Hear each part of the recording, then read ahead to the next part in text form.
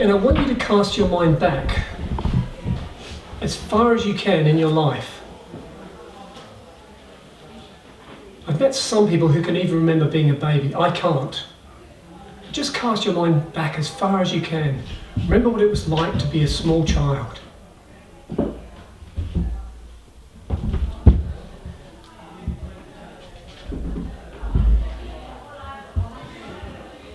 Because that's the feeling I want you to hold during this talk. Okay, you can open your eyes when you're ready.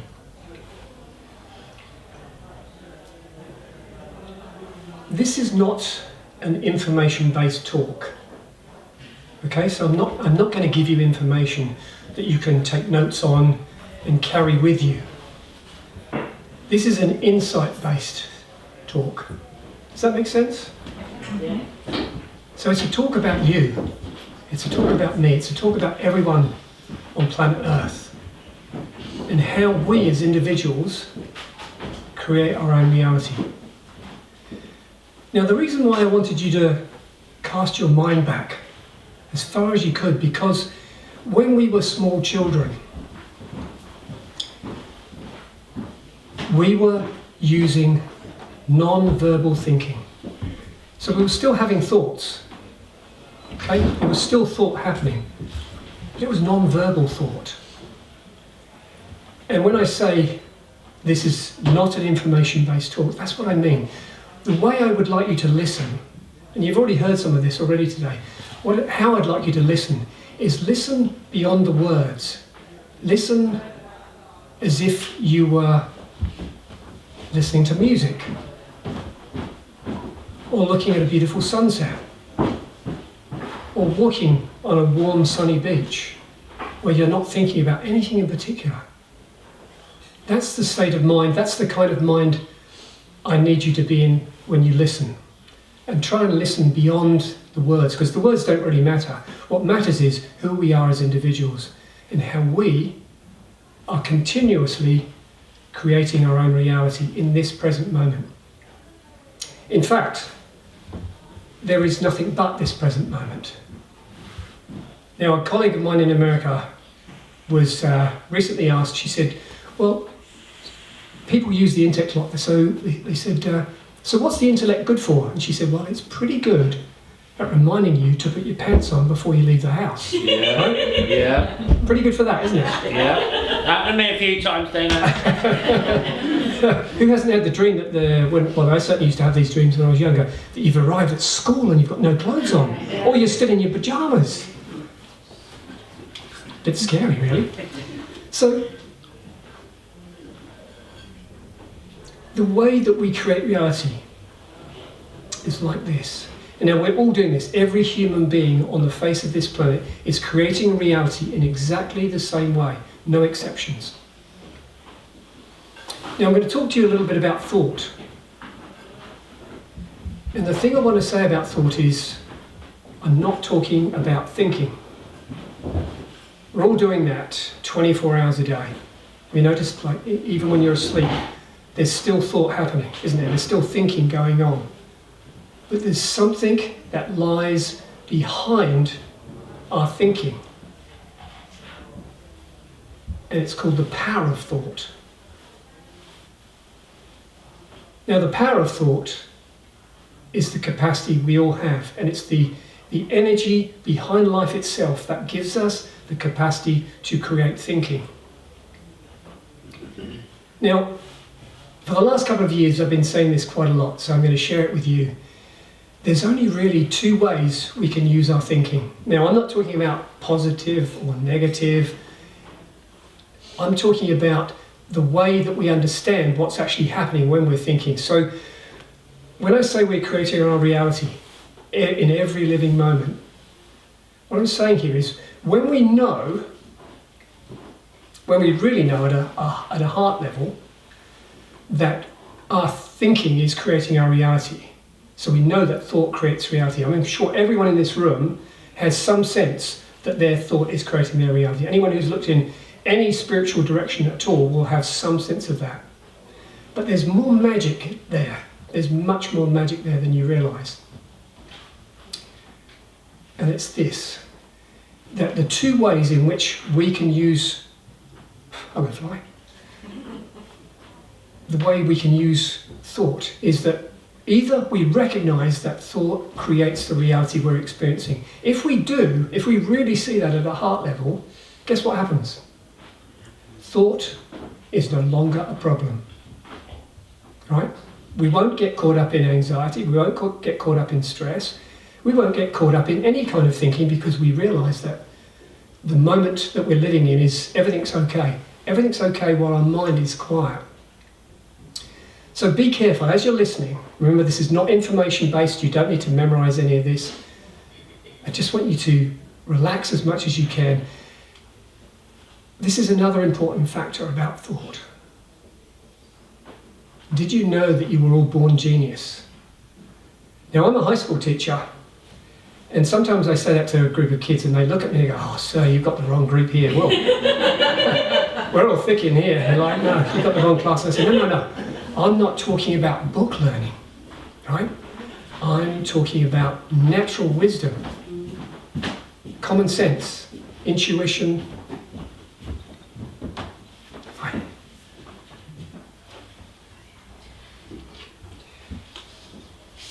And some kids really, really hear that. They hear at that deep level that there's something else inside them that's far deeper, far more powerful than just learning from a book. And it wakes kids up. It literally wakes kids up. Now, this is one of the stories from my book. I've written two books. The first book is called The Great Remembering. And Juliet is she's going to show you my one and only copy at the moment. I've only got one copy, it's already sold, I'm sorry. Taking orders. I will take orders, yes. Thank you, Juliet. I called it The Great Remembering because I often tell people that there's really nothing that we as individuals really need to do in order to be in our natural state, because we were born in our natural state.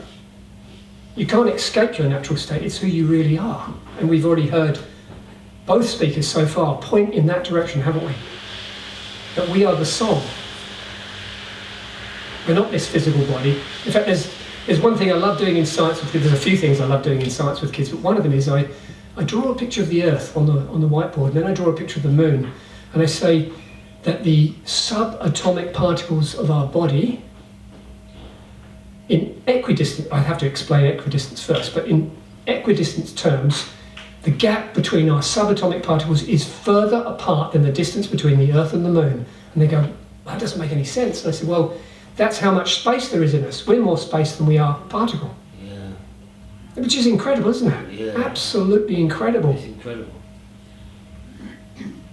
So this is the first story in my book, and I tell it because it's such a beautiful illustration of how we as individuals can wake up, not over time, not having to do a lot of practice. I mean, I did meditate for about 24 years before I came across this understanding 21 years ago. But our soul never forgets what it is. We might forget, using our intellect, we might forget who we are. We might get our ego about what other people think about us. There's something really, really, really interesting about this, because this is one of the things that really gets most people.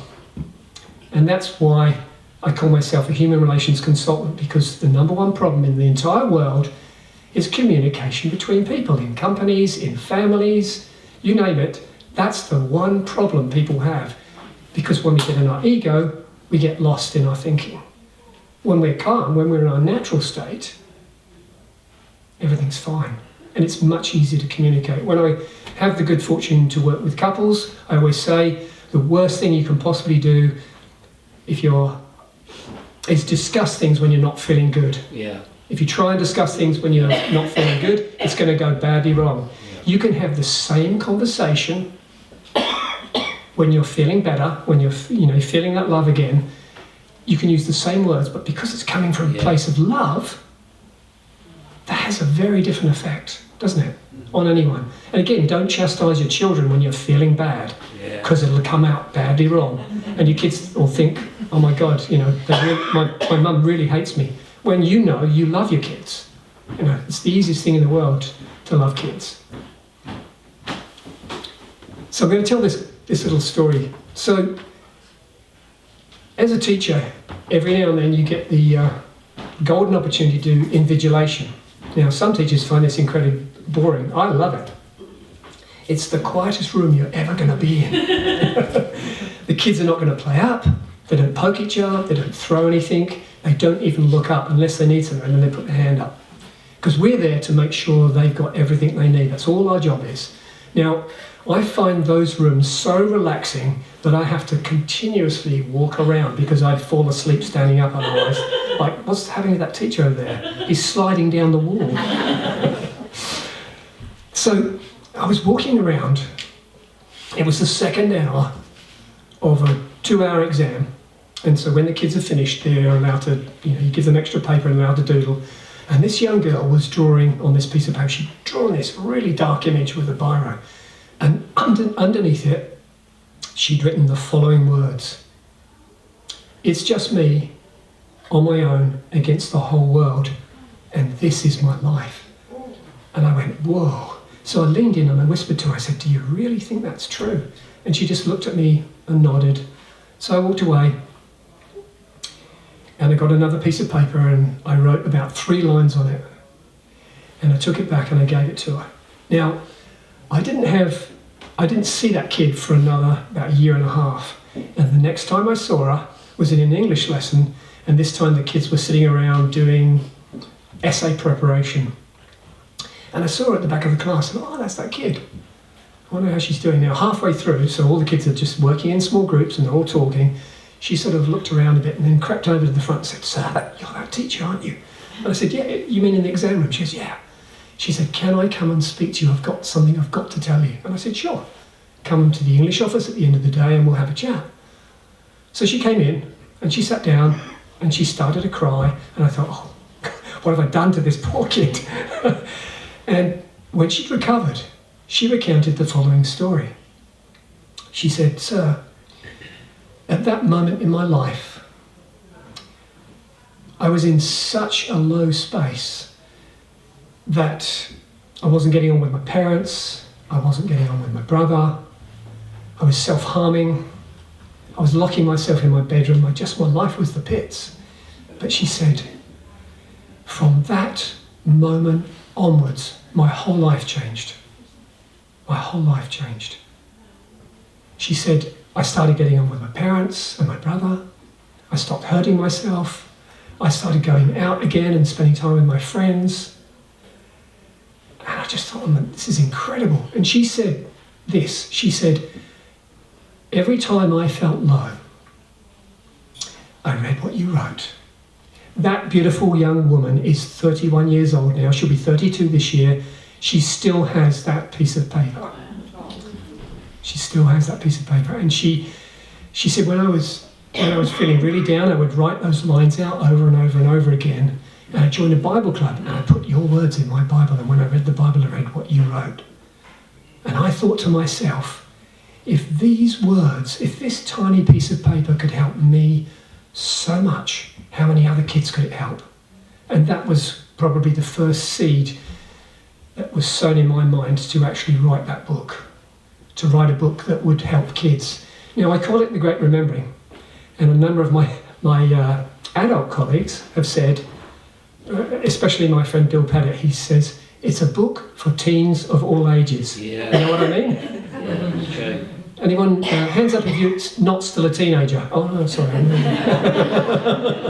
That was an oxymoron, wasn't it? A trick question. We reach a certain age and then we just grow older.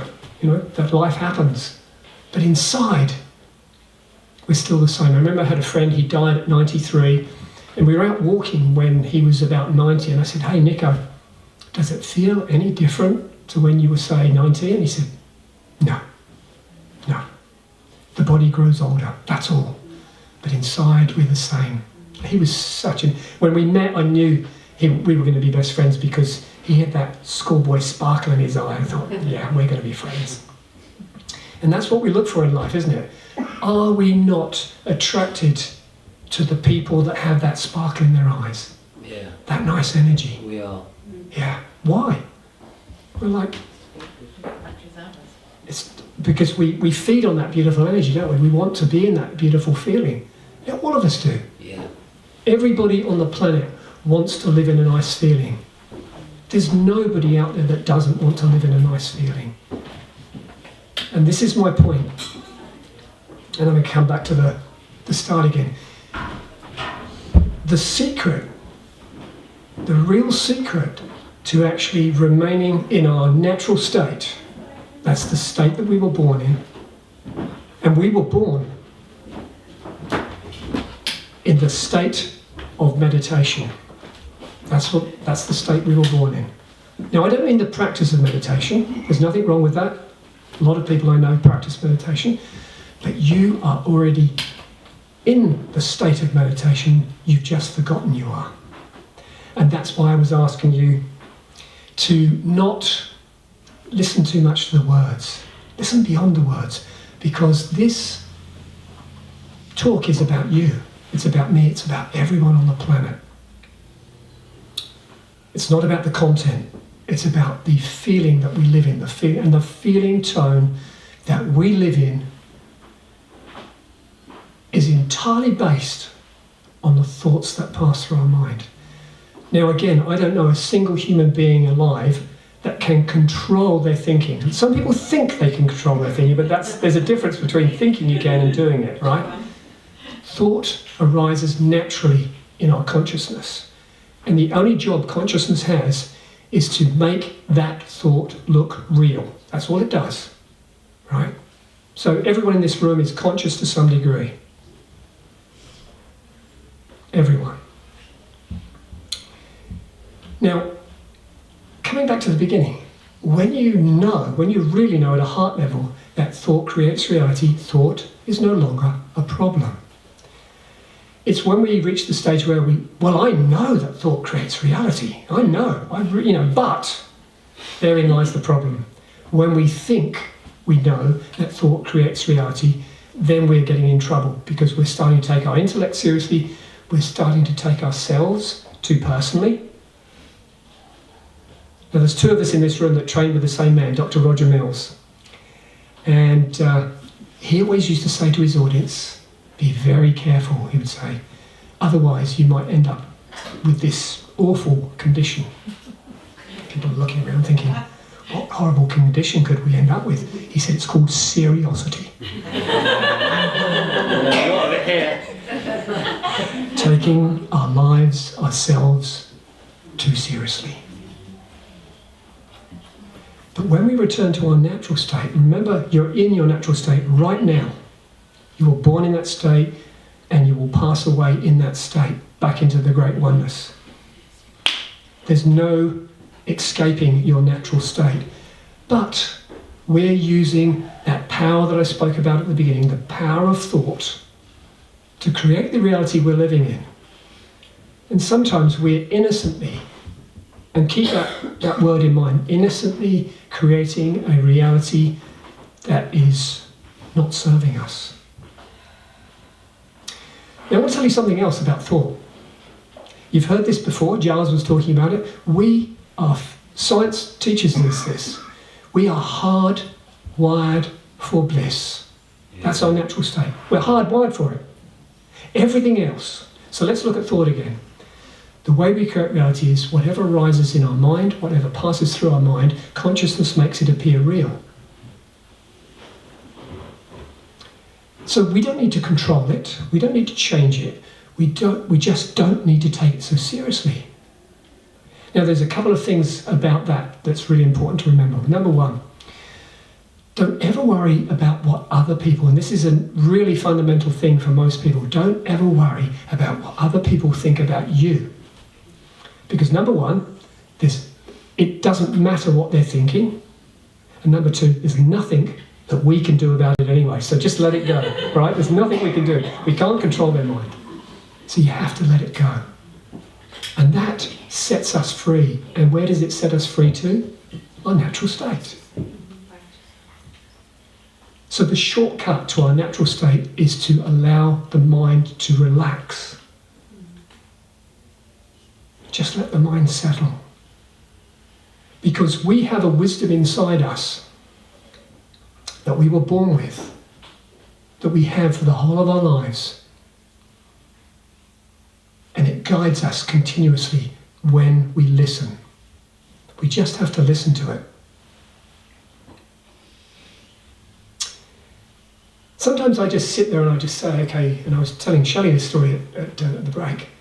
Sometimes I just say, look, I'm not sure what to do here.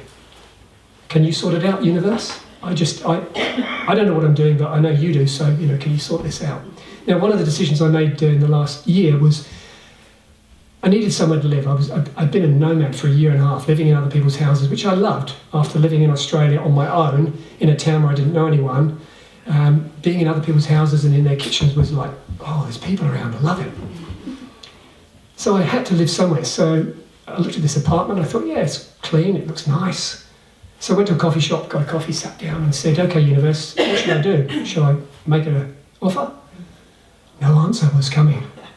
I thought, oh dear, what am I going to do here? Come on, and I said, look, I'm running out of time here, I need to go. Can you give me an answer? And it just said, it's not permanent. And I went, okay. So I went and made an offer and bought the property. Now I'm looking for a house. But the universe is continuously guiding us, and this is the other important thing to remember. The universe is always, always, always guiding us in the right direction. Wisdom will never point us in the wrong direction. How do we know the difference between wisdom and our personal thinking? I always say that wisdom does come with a good feeling.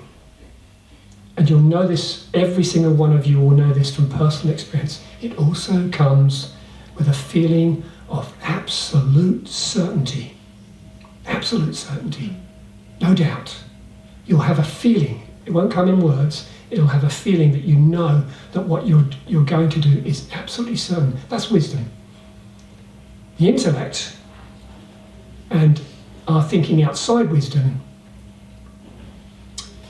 you'll feel muddled, you'll feel confused, you won't be sure what to do. That's just the intellect getting in the way. You're taking life too seriously. Don't do it. There's plenty of time to be serious, plenty of time, but there's much more magic in allowing ourselves to fall back naturally into our natural state and to luxuriate in that beautiful feeling and swim in that feeling, because we've all got it inside us, every single one of us. That's our natural state. That's what we're looking for. And you don't go searching for it, because you'll never find it. You already have it. Yeah? There's no way you're ever going to find it out there in the world. The answers don't lie outside. The answers lie in here, deep in the depths of our soul. Einstein's already been mentioned today. Einstein said in much later life, shortly before he died, he wrote a long letter to one of his daughters. And he said, the scientific community don't really understand this, and they don't know this yet, but the most powerful force in the universe is love. Love. Yeah. So I want to leave you with one thing. When we look at the world and we see some of the horrors that are happening out there, a friend of mine, a really good friend of mine, vegan friend of mine in America, asked this question on Facebook recently. She said, I'm having a really good day, and then I suddenly start thinking about what's happening in the world. What are you all doing? And I wrote to her and I said, hey, Zoe, the one thing that we can all do is send our love to those areas where we know horror is happening. That's what they need more than anything else. If you think your power of love isn't powerful, you're wrong. It's the most powerful thing you were born with. And us sending our love to those areas is going to have more effect upon the world than anything the news can tell us. Remember, there's an old-fashioned saying, no news is good news. Yeah. And there's a reason for that. So thank you very much. Have a wonderful day.